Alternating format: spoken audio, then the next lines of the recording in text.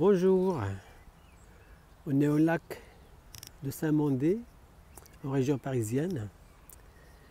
Le sujet d'aujourd'hui est lié à la femme, étant donné que le 8 mars aura lieu bientôt.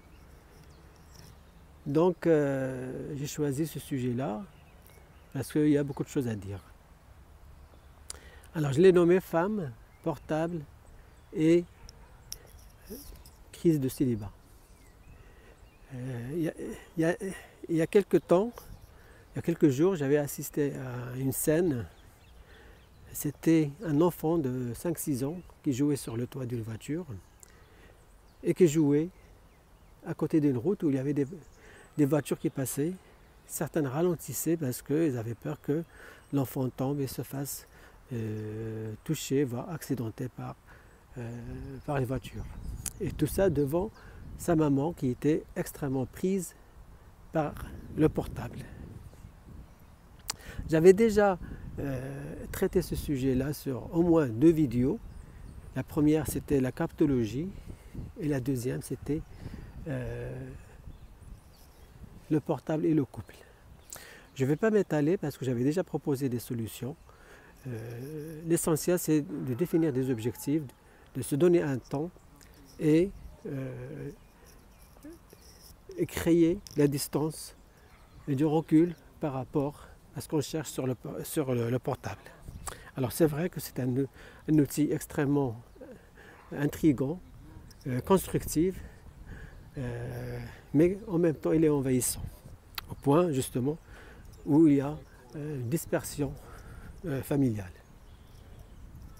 Alors, il ne s'agit pas de juger la maman parce que on est dans une époque où le rôle de la femme il est un petit peu délicat.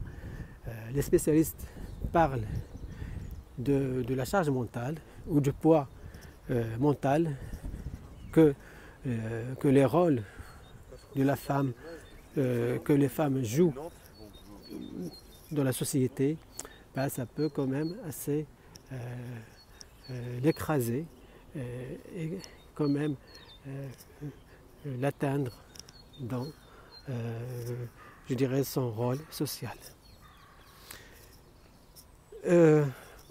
Peut-être en lien avec cette scène-là,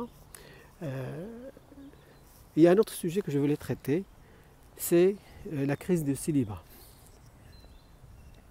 Je me suis déjà penché sur ce sujet-là à travers les clients et les clientes que j'accompagne pour trouver leur âme sœur.